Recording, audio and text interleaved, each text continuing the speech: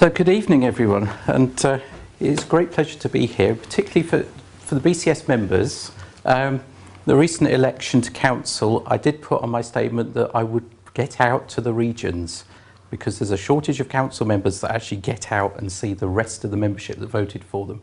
So it's nice to make day 2 of my councillorship for the BCS to be the Isle of Man. So it's a great pleasure to be here, and thank you to Steve for the invite to come over here. What I thought I'd do this evening is throw out a number of ideas about what I've seen in the CIO landscape as I've been looking at it over the last couple of years. Really to promote and provoke some discussion. So what I'm hoping is I'll throw a number of things out, and then, as Steve was saying, let's have a discussion about, is this actually what the job of an IT leader is? Because one of the difficulties is there isn't a definition of an IT leader. As I'll show you later on, some of the lower levels are very clearly defined. Once you get to leadership, there's a gap.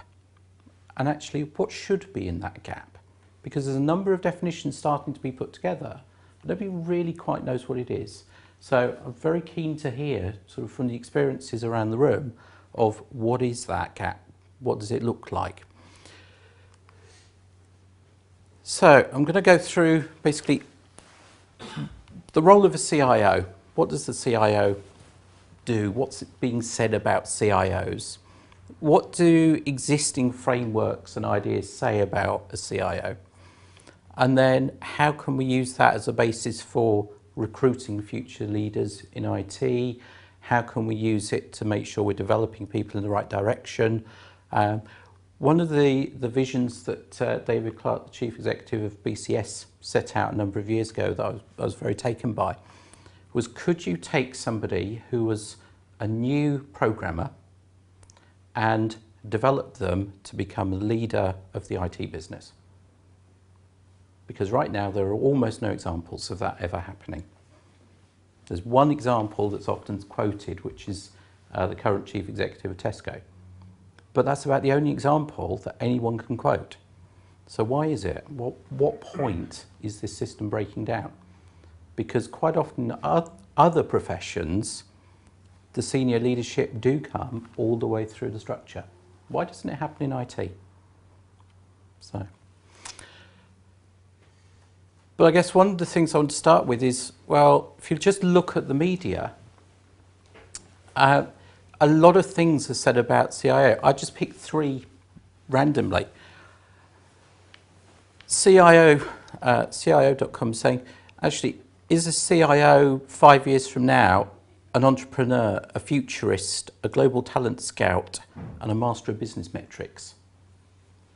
Is that the role of CIO? Another view is actually, it's not CIO, it's Chief Data Officer. It's all about data.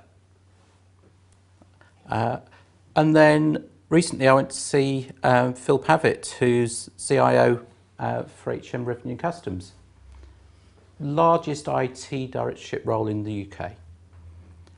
When he talks about what he does, it's all about technology and systems and infrastructure and business change. Because he's got a huge number of systems that need consolidating, huge number of desktops that need consolidating. It's all technology driven.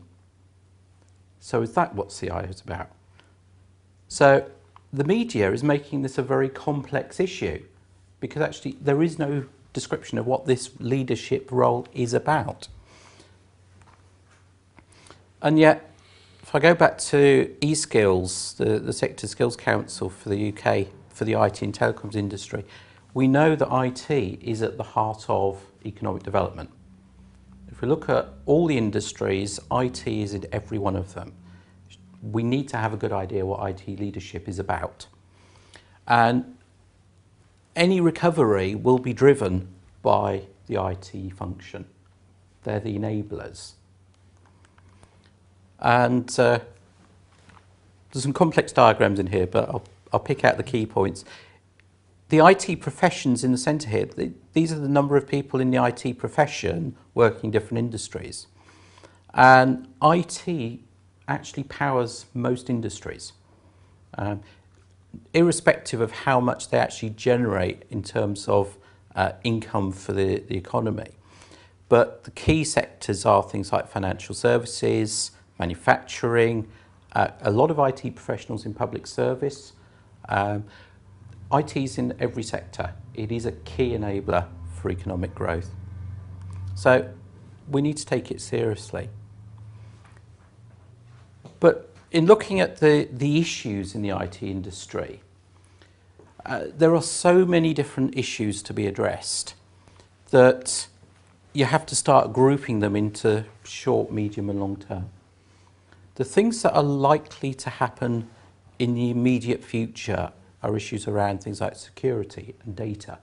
That's why the topic about Chief Data Officer is coming up. Data is really important. CISOs, Chief Information Security Officers, it's a really key issue.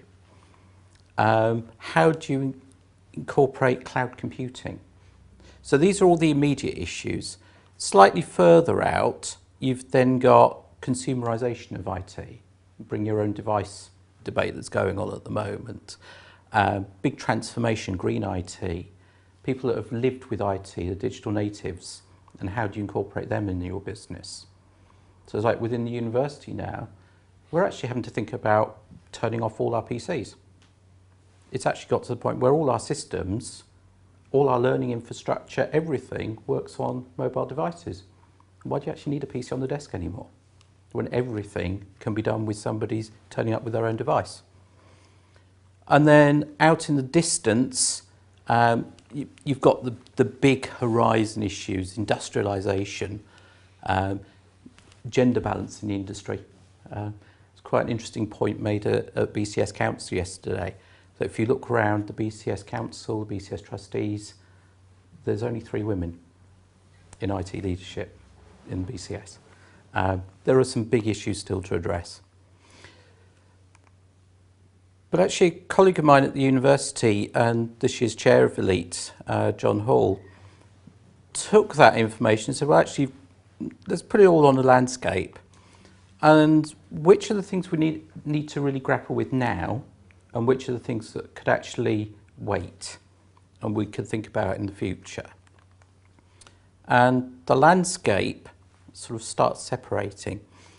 And the things that we really need to get to grips with at the moment are things like security, the gender balance, analytics, convergence, transformation using IT. These are the things that the CIO needs to deal with and needs to grapple with now.